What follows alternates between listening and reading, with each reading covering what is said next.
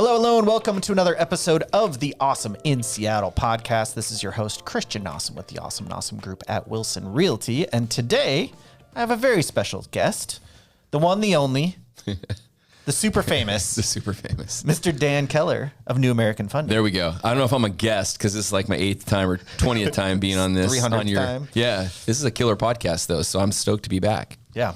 So today we are talking about all the different strategies that you could use if you are looking to sell and buy at the same time. And there are a lot of different strategies. We're going to go pretty in depth on some of these that are kind of next level. So make sure you listen to the end. But let's just kind of get right into it. Anything you need to say compliance wise, Dan? Yeah, before we get going, I'll just give you, and it's probably on the screen if you're watching this on YouTube, but if you're listening to it, I got to say it. Yes, you do. So I am a licensed Washington State mortgage loan originator. Christian could probably say the rest of it for me since we've done radio shows together. Yeah, exactly. My MLO number is 11534. Niner. Yeah. Knew that was coming. Yeah. So we are going to talk a lot about mortgages today, but this is almost as a professional, this is going to, believe it or not, this is going to be my 19th year in finance. And the last couple of years, it's almost when you go into different markets, you have to adapt. And this is an episode today that in a hot market, it's not even needed. No. It's not relevant. In a market that we've been in the last 3 years, or a market like we saw in 2017, 18, and 19, definitely much leveraged. So this is gonna be a lot of information here. I'm going to try not to go too deep because we were talking about this earlier. There's a dozen bridge loan, transition loan type programs out there for all different loan amounts, all different scenarios. And so it's just more important that you're working with a professional that has access to those, number one, and then knows how to strategically pick the right one for you. Based on your specific situation, which I think that's the biggest thing. It's like, how do you know? There's so many different options. How do you know which one actually makes the most sense for you? Right. So that's kind of what we're going to go into a little bit. At the end of the day, you want to talk to someone like us to help you figure out and determine which one actually makes the most sense for you. Right. So the reason this podcast even came about is because I literally, in the last month, I've had 3 different couples reach out saying, hey, we want to buy, we have to sell. We think that this is a perfect time window to do it. Right. And I agreed with them. Yep. One of them have already successfully done this. The other one is in the process, and the other one, due to other things going on, they're like, we might have to wait 6 more months. So I was like, okay, whatever. So it's really determining why we're talking about this is because it's coming up so much all of a sudden. And so I wanted to have a podcast just to refer people back to. Right. So that's why we're doing this today. Right. Should I start with talking about who this is not for? Sure. Why not? Because this, much like you having your clients reach out to you going, hey, we have a house. We actually have outgrown it, or we're thinking about relocating, but we're equity rich and, cash in the bank poor. In comes a bridge loan where you can actually go out and purchase your next house without having to list and sell your house first. But I get a lot of calls like you do, the opposite. And a lot of realtors calling me going, hey, I got a client that's in a situation and they need your help because they need some bridge money. Who this program is not for is someone who lives in a home that's got a lot of equity, who might be downsizing and using this program to get into a home. And then when their house sells, completely being mortgage debt free. Yeah. A bridge loan is bridging financing from one home to another. So I want to preface that right away, that if that is your intent, we'll find that out. And unfortunately, you're going to have to go with like a HELOC, a home equity line of credit in those scenarios. We'll go over all those things. So I'd say kind of the 3, maybe 4 different options that you have if you are looking to sell and buy. First, the easiest way, and this is the most ideal way, is to buy first and then sell. The reason why is because when you do that, obviously you only have to move once. You get to buy first, you move out, you move into the new place, then you put your place on the market. The reason that's the easiest, obviously, for like I just said, but also once you're out of there, it's very simple to then do some updates or do some new painting or put new flooring in or whatever you got to do update-wise to get the most that you can get for your house. Now, that's where I come in. I do this for every client when they're thinking about selling. literally just did this yesterday for someone where I went over to their house and just gave them kind of a laundry list of items that they could do, they don't have to do in order to maximize their sale price. A lot of these things are just very simple, basic things. They don't cost a lot of money. Right. It's just simple stuff. And that's where you got to really lean on me for that. Okay. You don't want to just go out and do all this work on your house because not everything is necessary. Right. And this is what's so nice about working with an agent that helps both buyers and sellers. I know what buyers are looking at right now. Right. I know what their mindset is. I know what they're okay looking over and what they're willing to do in general. And what things are like a deal breaker. Hey, if you don't do that, they're just gonna take your house off the potential list. Yep. So definitely lean on your agent to help you determine what is actually necessary, because not everything is.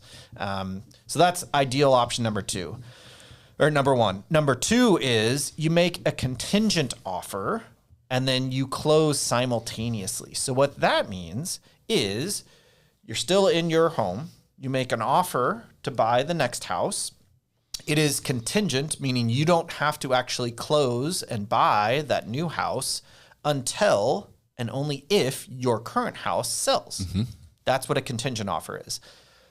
In a non-competitive situation, this could potentially work. Some sellers aren't going to want to do this if they think that they're going to get an offer that isn't contingent upon the sale of your home. Right. So it really just depends on the situation, the market. This is where, again, buyers that we're working with, we help them really get a good idea because we build them a sold search, which is something we created that helps you as a buyer fully get calibrated to your specific market. So you'll know, hey, are homes in my target buy range, are they selling in 3 days, 7 days, 3 months, 6 months? Like, what is it? And are they selling for above the asking price, below, or right at? So you have a really clear idea as a buyer if it's going to be competitive or not, and if you can get away with doing a contingent offer. So that's kind of number two. Number three is sell first and then buy. This is a little bit tougher because you got to live somewhere. Right. Yeah. So unless you're able to take a month or two off and go vacation for a while and not have to rent something, which not a lot of people can do that. Right. You got to live somewhere. So then you got to do like a short-term rental, or you could potentially get a rent back. A rent back means you sell the house, you get to live in it, even though you're no longer the owner for up to 60 days. You just are a tenant. The new buyer of your home now owns it. You're their tenant. You have to move out within 60 days. That's kind of the rule. That could potentially work depending, again, on the market and if you can realistically assume that you're going to be able to close in time. So there's a little more risk in that. And then the fourth option is to use something like a bridge loan or something similar to that. And that's where Dan comes in to help because there's so many different programs based on your specific situation that could work. That's where you could get maybe a home equity line of credit or a bridge loan or all these different options. So we're going to go into depth about those. That's kind of why we're going to do this. So Dan, let's kind of talk about what some of these options are. And kind of the pros and cons just in general. In general, I mean, and just like you, when you go out and you meet with a client, whether it's to list their home or to help them purchase a home, you know, you're learning a lot about their situation. You're learning a lot also about their goals. And then because you've been in real estate for what, 20 plus years? 21 years now. 21 years. You've got a lot of experience. You've got a lot of experience in the trenches. And so things just come natural to you in regards to, oh yeah, this should probably work best for you, but let's look at all the options. I do the same thing because now I know this podcast is all about bridge loans, but I want to make this, you know, just very, very clear. A bridge loan does come at a higher cost compared to a normal scenario where you don't have to bridge your equity between one purchase and another. Which, if you think about it, it makes sense. You're getting a loan, you got to pay for that loan. It's risky. A little more risky for the bank. And there is a cost to that risk, which, I mean, that makes sense. That's 100% it. And banks assess risk via interest. the rate or the fees. And so, not to scare you, but I've ran my business for 18 years being very, very transparent. I think that's one of the reasons why you like. Exactly. Yeah. I mean, it's by far the best way to go. There's no point in not being transparent, because that's when people are upset. Right. That's when they have regret. That's when they leave bad reviews. That's all of the bad things happen. Like, That's when they don't come back and use us again. Exactly. Yeah. Which we have so many repeat clients over and over and over again. Some of them on their third, fourth transaction with us. Yep. So a lot of the times, Christian, what we'll do is when I get a client that is in a scenario where they own a home and they want, for whatever reasons, to go buy another home, I will go over all the options, non-bridge loan options first. So let's talk about those real quick. Very simple. Can they qualify for their next home purchase without having to sell their home? So can they qualify for it with both payments for a short period of time, and under whatever loan program guidelines, does that work? Number one, if that works, that's one of the best options. yeah, exactly. Okay, It's going to be the least expensive option. it's going to be the least expensive. Now, sometimes, and it works best for real estate agents too. I think in a perfect world, I think you'd agree with me, you can market the sale of someone's house best when they're not there. When it's cleaned up, maybe you get your contractor in there to tighten a few things up. Yep. And so, it's also way less stressful as the owner to not be living in it, and at the drop of a hat, 2 hours, you got to let the house has to be show ready, and you got to get out. Yeah. Like, that's not a fun way to live. Yeah. So if you can be out of there, that is ideal. Yeah. I tell that to every client. I can remember when you guys listed our farmhouse a few years back, you'd have an open house and 100+ people came through, and Jenny would be like, I left this morning with a really clean house. And now it's been gone through, and it's literally 100 people walk through in a couple hours. Yeah. And so that's just one of the price that you have to pay to sell a home, or one of the things you have to deal with. But in a perfect world, you would like to buy without having to sell your home. That would save you the most amount of money. Now, there's two other things. You mentioned it earlier. A home equity line of credit. If you have equity, that might be a really great option. Totally. In lieu of a bridge loan. So I'll go with that. Another thing that Varun and you and I talk about at our home buyer classes a lot is securities-based lines of credit. Yep. So if you have money, not necessarily in your bank account, but maybe in investments, taking a lower interest loan against your investments to bridge that gap. So these are 3 or 4 things that we'll look at up front before we get into bridge loans. And we have a whole podcast about S-block loans. So yes. And highly, highly recommend that, because being able to borrow your own money, it's way cheaper. It's way cheaper than borrowing the bank's money. Yeah. And this is why I like working with Dan, is because he's going to give you all the options, even if that means he makes nothing. Right. Yep. Because it's the best option for you. So make sure that whoever you're talking with, if it's not us, that they're actually helping you, not just selling you on something. Yes. And that's the idea of this podcast, is that if you're listening, you're going to know all of the options, and you're going to know the steps that you need to vet to go through all of these options. All right. So once we've kind of gone through that, and you know what, those really don't work. We really need to look into a bridge loan scenario. We could spend an hour and a half here today or longer, which we're not, talking about all the different types of bridge loans. Yeah. You don't need to learn all of those. No. You just need to explain your situation. Yeah. And then Dan will narrow that list down to you so that you can make an informed decision which one makes the most sense. Well, every client's different. So some clients, bridge loans were originally designed, believe it or not, for people downsizing, right?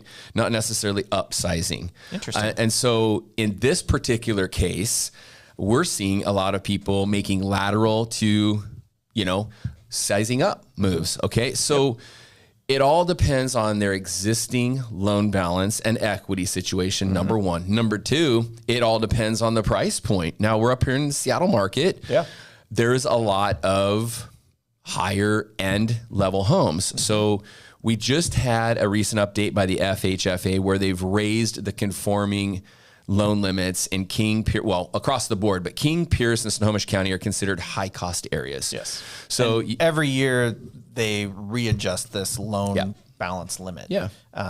It's usually in November, December when this is announced. Yeah. So as of right now, it is just got updated for 2026, but at the end of 2026, it's going to be updated again. Yep. Potentially staying the same, going down, or going up.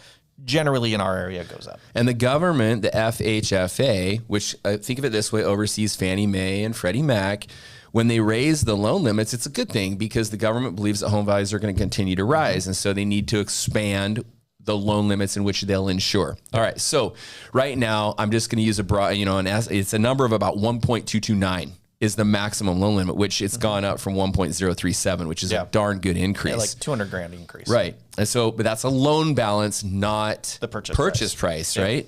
So let's say you want to buy a $2 million home and the 20% down on a $200 million home, it's $400,000. $200 million home. It's $200 million. Wow, we're going big. $2 million. We're helping all the athletes, every CEO. Bill Gates. Yeah, exactly. $2 million home. That would be $400,000 down. Okay. So now we got to go back to your current situation. Do you have the $400,000 in equity? That's the bridge, right? So what I'll try to do, I'm trying to give you kind of an overview of that. Let's say you do have the equity. What a bridge loan does is, think of it this way, is it's kind of almost like a refinance. We're going to take your existing loan balance plus the 400 in the scenario, the $400,000. So let's say you owe $400,000 on your current existing home, but you got a bunch of equity, and you need a bridge for $400,000 to buy the new home with 20% down. So now you have a total of $800,000. That's your bridge. So we're going to take your existing loan balance plus the bridge of $400,000, and we're going to merge those together. So now we own that debt. New American Funding now owns that debt. How they own that debt and how they assess it to you via risk is through an interest-only short-term loan. So the interest-only loans on bridge loans right now are about 8 to 10%. It's short-term money. Now, let me... I'll jump in. So a hard money loan, like when I'm doing an investment property, like a flip or something like that, I'm getting hard money loans. Those are generally 10 to 12% interest. So this is a little bit less, but that's another short-term high interest because it's expensive to get these. But that's a pretty common interest rate for this type of product. And then the fees that you'd pay for that private money is also what? Probably 1 to 2%. There you go. Of the loan amount. Of the loan amount. Upfront in cash. So very, very similar with bridge loans. Short term, most of the time our clients are in a bridge for, anywhere between 1 day. So sometimes we'll structure it and it'll all work out where they only need it for a day or a week. Sometimes it's 30 days to 60 days for you to sell the home. One of the bridge loans requires the home to be listed prior to you getting an offer on a home too. So there's a lot of scenarios. Some of them don't require. Another parameter is that you have to have lived in the home you had the mortgage or lived in the home for 3 years. So, that's kind of a big deal with that aspect of it. So now that you know how a bridge loan is structured, you've got this bridge. How do you pay for that interest? The good news is you pay for that from the net proceeds from the sale of your house. So you're not paying for that up front. So what we're going to do is we're going to go out and you're going to go find your clients. You're going to buy that $2 million home, for example. And we're going to close on that thing in 20 or 30 days. So now you've got this beautiful new home and you've got a 20% down mortgage on it with today's 30-year fixed rates, for example. Got it. And then you're not paying on your bridge those fees and that interest for however long it takes comes out of the sale of your home. Got it. So you don't have to have any extra cash up front. When you sell the home, those costs come out at closing. Exactly. So it never comes out of your pocket. It just comes out of your profit. That's it. Same thing with the purchase, right? Yeah. So, yeah. Now, do you have to have 20% down payment for these types of programs? Can you do a 5% down? Are those options? Absolutely. So the reason why I use that scenario is because of us being in King County. And that's a very common, right around the 1.6 to 2+ million price point. But no, it's just, it needs to meet some sort of loan program guideline criteria. Totally. So, a 10% down conventional loan, a VA loan, an FHA loan. Yeah. So you can do it kind of with all the different loan options ish. Yeah. Most of the time we're not even looking at VA or FHA. A lot of these because there's an equity position there. Yeah. Okay. So one situation, we just helped someone do this. They just closed a week ago.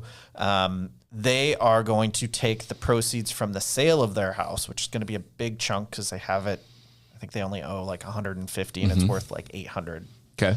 So they're going to take the proceeds from the sale and they're going to put it towards their loan on the new house to decrease what they owe and recast the mortgage. Yep. How does that work, and what is a recast? Yeah, so that's a great question. So there's a lot of confusion about recast versus refinance. Okay, so that's another situation where for a lot of our clients, let's go back to that original scenario where because they only owe, I'll use your example, because they only owe $150,000, their mortgage payment most likely isn't that high. Pretty minimal, yeah. Pretty minimal. And so they've got about $600,000 in equity. Let's say they're going to go buy $1 million home, for example. That would qualify under the county conforming loan limits. And let's say they have, $100,000 extra laying around for a down payment. Okay, so they go and put 10% down on $1 million home. And when they sell their house, they've got $600 coming from the sale of that. Let's say they buy the house, they qualify for their new purchase without having to sell. They move into that beautiful new home. 90 days later, whatever, they close on the sell. They sell their home, and they've got $600K. They come to me and they say, "Hey, Dan, we just sold our home with Christian, and we owe $900. We'd like to put the additional $600,000 down, and so we'll only have a $300K loan balance." Yeah, no problem.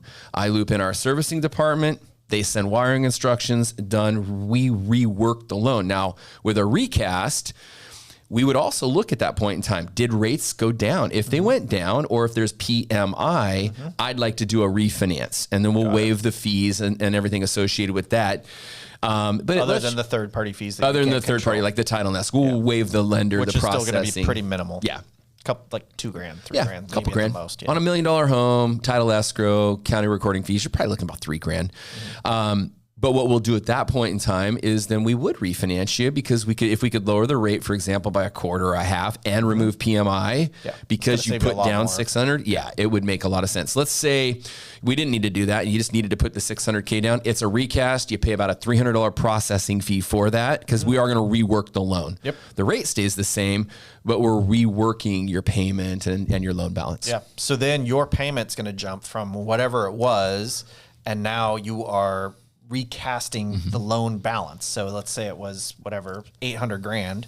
Now you're taking $600 off of that, because you're putting that down towards the loan. Now you only have a mortgage of $200,000. Yeah. So your payment just went way down. Way down. So that's another way that some people are going about this, and it's an option that could work for you depending on your situation. Again, there's so many different options out there.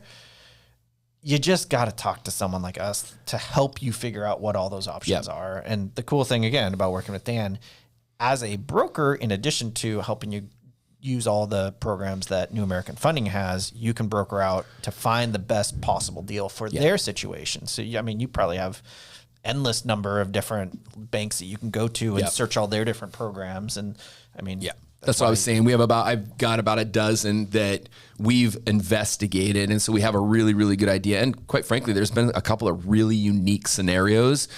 It's really weird when you get in there and you start looking at stuff, and then okay, this is going to work. And then all of a sudden, oh crud, the debt ratio is too high, or there's not enough equity. And you're like, how do we make this work? I'm in the solutions business. We got to sometimes figure out a way. And so, because of those options, most of the time we're able to find a solution. I would say, as some next level things to think about, after you figure out kind of your basic scenario and your basic strategy, depending on what it is you are buying, you need to figure that out as well. And you need to come up with that timing. So if you're buying something that's move-in ready, this is simple. If you're buying something that maybe you want to do some remodel work to before you move in, after you take ownership, you're going to need to factor that into your time frame, because that could take another 3 to 6 months or something like that. If you're redoing a lot of things inside the house, putting new kitchen, bathrooms, whatever it is you're going to do, factor that in up front. And that's, again, let us help you figure that out. You also need to be conservative when you are figuring out or projecting what your sale price is going to be on your current home. You don't want to guess high. And this is where, when we're sitting down and we're figuring all this stuff out together, I am showing you all the data. We are working together as a team, meaning you and I are working together as a team to understand what the market is right now, what we're projecting it to be when we come on to sell, worst case, best case, these are the time or the price points that we think we could sell in. Right. Are you okay selling at the worst case scenario price? And you need to be in order to move forward. It might not be ideal, but you don't want to not think about that and then be screwed potentially if the market takes a slow turn or something like that, if you're taking a long time to sell. So I guess the next thing too is understanding, based on your situation, how we can best write a competitive offer. And this is where we are going to work together with Dan on your financing side to figure out what tools I can bring to the table when we are making an offer for you on that next purchase. Because that's going to determine, hey, are we able to go not contingent on really anything? Like if it's a super competitive market, are we able to do that? Are we not able to do that? What are we able to do? And these are all things we have to figure out up front before we ever make an offer. You got to have all of this dialed in. So there is some work that goes into this. That preparation is going to set you up for success, though. So again, just lean on us. We will help you with that. Timing-wise, this is really dependent on you and your situation, because this can be super quick. This can also be really drawn out based on what makes the most sense for you. We've had clients where, they want to buy as soon as they can right now. Like for instance, it is turning into winter right now. This is where the least number of homes are coming on the market. So as a seller, this is not an ideal time to sell. That said, as a buyer, specifically in November 2025, this is a great time to buy. Yeah. There are some deals out there, some homes that have been sitting that maybe they're just a little cosmetically outdated, and buyers just don't want to do that because there's other homes that are on the market because there's a little more inventory. Yeah. Those other homes on the market are move-in ready. They're asking a higher price point, but they're move-in ready. So those might be a little more competitive, maybe based on your neighborhood and price point and all that stuff. But there's things that are sitting. And so if you can get a deal on a price or on a property right now to purchase, maybe you close mid to end of December, and then you don't put your house on the market until the market starts to heat up, which it does every single mid to end of January, February, March, the market picks up quite a bit. Right. Buyers come out of the woodwork. They all made their New Year's resolution to buy a house. And this is what happens every single year. You can look, we show this in our beers and home buying class. You can look at the data, like the number of homes that close, the number of sellers that come on the market, the number of buyers that flood the market after the new year. It increases a ton. So you can kind of get the best of both worlds depending on your situation and your time frame, if you time it out correctly. So Yeah, flexibility is key. Flexibility allows for timing. We always say never try to time the market, but a professional like Christian understands the importance of phases and timing, economic phases, and housing phases and cycles. And so timing is critical. We were talking about a scenario before where you can leverage both of these. Buy now, sell later, and get the best of both worlds versus in a traditional market. You might take a bath on the sell to get a really good deal. You may be able to reap the benefits of both. So it's really important. And I think the other thing too, getting your options and talking to a pro like us up front before you want to do this versus, oh my gosh, this house 4 doors down just the perfect house. That's not the ideal way to go about it. Talk to us sooner. Yeah. Like even if you think you're a year out, start the conversation now. Yeah. Because there's certain things we can do to your house in the perfect time of year. Where maybe you can get a little bit better deal on the work that needs to be done, because a painter doesn't want to paint in the winter, but you're doing the interior, so it's okay. But they're going to be slammed in the summer because they're doing all the exterior jobs, so they're going to charge you more to paint the interior of your home. Like all these little things that we can help you with. Just chat with us. Talk to us sooner than later. It doesn't matter how far out you are. Just talk with us. It's not hard. Just reach out. All of our contact info is on the website. So any last things that you want to talk about, Dan? This is one of those markets. Someone said the other day, oh my gosh, you're getting burned out with these high interest rates. And I said, actually, no. I for my first time home buyers, we teach beers and home buying. For that group of people, I think kind of where we're at right now, or a little bit less in the mid to upper fives would be ideal. I absolutely love the market that we're in right now. It's been the least volatile market that I've seen in probably 10 years. It really reminds me back to 2017, 2018, where the market was it was improving. We didn't have a ton of inventory, but rates were in the upper fours, low fives, maybe mid fives. But it wasn't volatile. We didn't see these massive peaks and these massive valleys. Yeah. This is a healthy market, believe it or not, you guys. Yeah. So understanding that, number one. Number two, working with a professional, someone that's been in the game. Like I'm just not tooting my own horn, but guys, when you've worked with someone who's been around the block for 18, 19 years at a high level, it's like going in and having to have a surgery. I'm sorry, man. I'd rather have a physician working on me that's done thousands of these surgeries versus some, nice looking kid out of medical school and residency, right? I mean, good for them. They got to start somewhere, but there's something to be said with someone with a lot of experience, and this market favors experience. That's all I'll say. I agree. Yeah. All right. Well, that's it for this episode of the Awesome in Seattle podcast. If you want to reach out to Dan Keller, what is the best way? Yeah. Instagram's a great way. I create a lot of content, behind the scenes mortgage info. There's a lot going on right now. You've probably seen 50-year mortgage talks, all these portable mortgages. Portable mortgages, all these things. And a lot of it's just a tweet at this point, and it's nothing crazy. But the second it starts gaining more and more traction, that's what my job is to educate you guys. So at my mortgage guy Dan on Instagram, or again, you can Google me, and I'm all over the internet. Yeah. And if you want to reach out to me, it's just the Awesome Nossum Group, or Awesome Nossum Group, not the Awesome Nossum Group. No, the at the front. I'm not that egotistical. The Christian Nossum. The one and only. Or you can reach out at our website, awesomenossum.com. That is it for this episode. If you found this helpful, if you know anyone else that's kind of in this situation that this might be helpful for, please pass this on to them. Always, please subscribe. That is super helpful for us, making the podcast even more popular. And like this episode too, if you can. So thank you very much. We'll see you on the next one. Bye.